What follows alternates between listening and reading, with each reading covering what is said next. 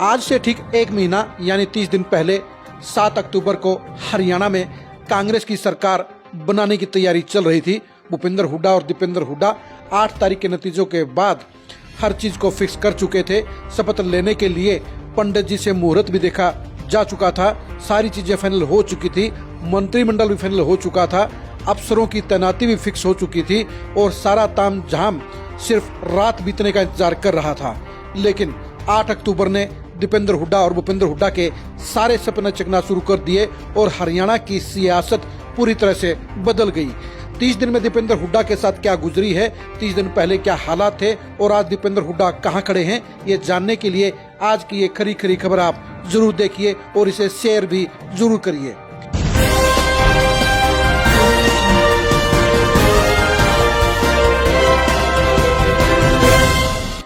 7 अक्टूबर को दीपेंद्र हुड्डा सीएम बनने की तैयारी कर चुके थे।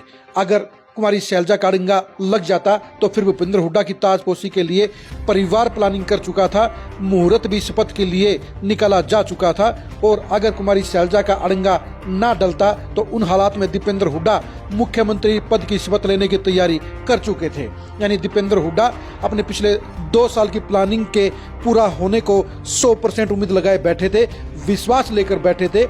एग्जिट पोल ने भी बता दिया था कि कांग्रेस 55 से ज्यादा सीटों के साथ सत्ता में वापसी कर रही है, इसलिए भूपेंद्र हुड्डा और दीपेंद्र हुड्डा पूरी प्लानिंग सरकार चलाने कर चुके थे।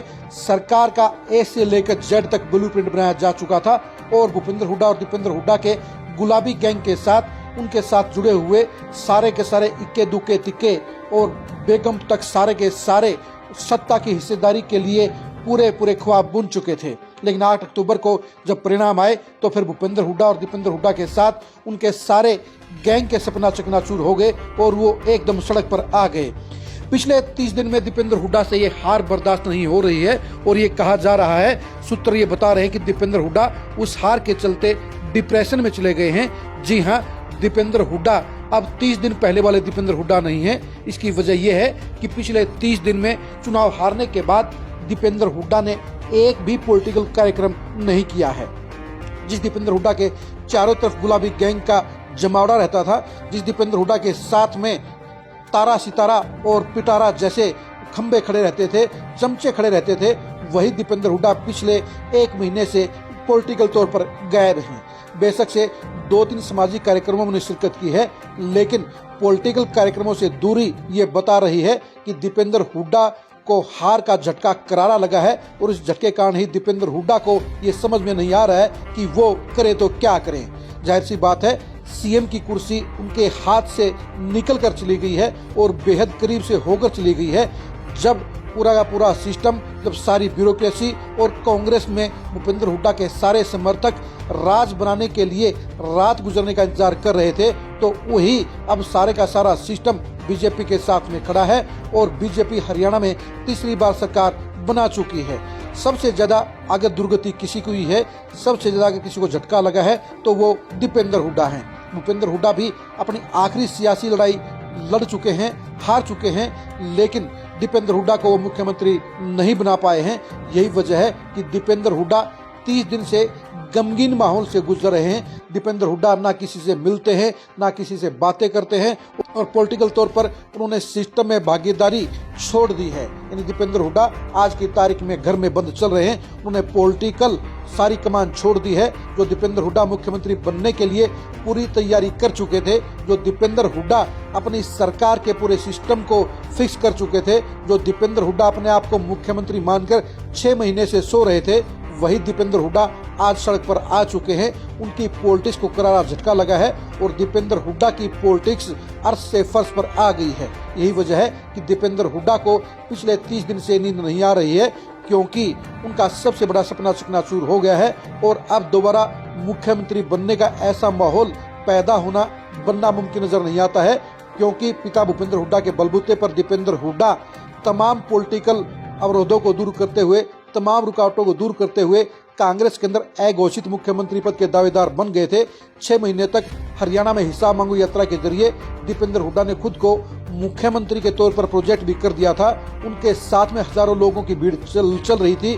भूपेंद्र हुड्डा खेमे के तमाम छोटे बड़े नेताओं ने उन्हें अपना नेता मान लिया था, मुखिया मान लिया था और मुख्यमंत्री बनने पर किसी को एतराज नहीं था। यही वजह है कि दीपेंद्र हुड्डा इस करारी हार के चलते अब बैकफुट पर आ गए हैं। उनकी सियासत भी अचानक ही खाई में लुढ़क गई है और दीपेंद्र हुड्डा का रसूख भी अचानक ही बट्टे खाते में चला गया है, क्योंकि जो दीपेंद्र हुड्डा 7 अक्टूबर तक हरियाणा में सबसे मजबूत नेता के तौर पर नजर आ रहे थे, जो मुख्यमंत्री की दौड़ में नंबर 1 पर चल रहे थे और जिनके शपथ लेने की सारी तैयारियां पूरी हो चुकी थी, वही दीपेंद्र हुड्डा आज ना घर के रहे हैं ना घाट के रहे हैं, क्योंकि लगातार तीसरी चुनावी हार ने भूपेंद्र हुड्डा और दीपेंद्र हुड्डा दोनों की सियासी हैसियत को कंगाल कर दिया है।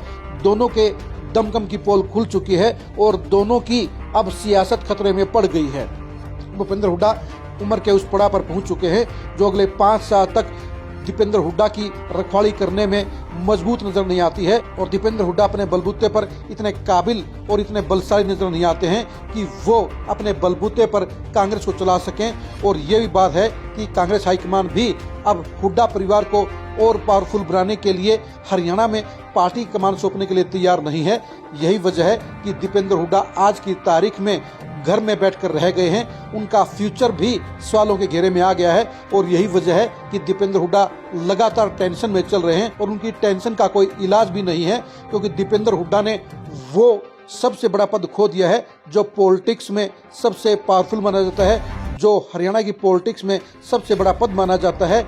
यानी दीपेंद्र हुड्डा ने गोल्डन चांस मिस कर दिया है और दीपेंद्र हुड्डा को अब उन गलतियों पर पछतावा हो रहा है जिनके चलते उनके हाथ में आई हुई सत्ता खिसक गई है और उनके पास अब पछतावा करने के अलावा कोई उपाय भी नहीं है। यानी जो दीपेंद्र हुड्डा 7 अक्टूबर को आज से 30 दिन पहले सत्ता की दहलीज पर खड़े थे, जो दीपेंद्र हुड्डा मुख्यमंत्री बनते हुए नजर आ रहे थे, वो दीपेंद्र हुड्डा आज लाखों लोगों की गालियां खा रहे हैं। उनके कट्टर समर्थक भी कह रहे हैं कि भूपेंद्र हुड्डा और दीपेंद्र हुड्डा ने अपने अहंकार में आकर कांग्रेस की आती हुई सरकार की ऐसी तैसी कर दी, कांग्रेस को हार की दलदल में धकेल दिया।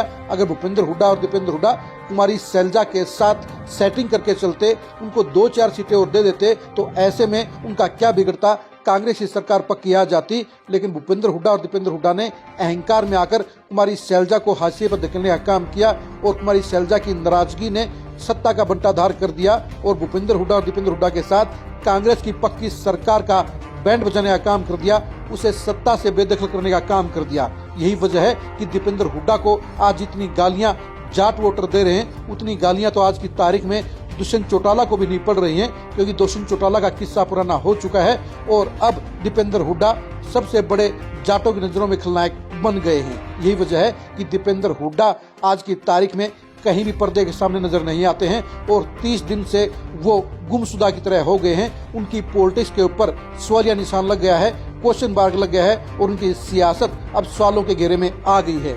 आप दीपेंद्र हुड्डा की गलतियों के बारे में क्या सोचते हैं, कमेंट करके जरूर बताइए। दीपेंद्र हुड्डा की पॉलिटिक्स का भविष्य कैसा होगा, यह भी कमेंट करके जरूर बताइए। दीपेंद्र हुड्डा ने वो कौन कौन सी गलतियां की हैं जिसकी वजह से कांग्रेस की सरकार नहीं आई, यह भी कमेंट करके जरूर बताइए। आप हमारे फेसबुक पेज को फॉलो कीजिए, आप हमारे यूट्यूब चैनल को सब्सक्राइब कीजिए। नमस्कार।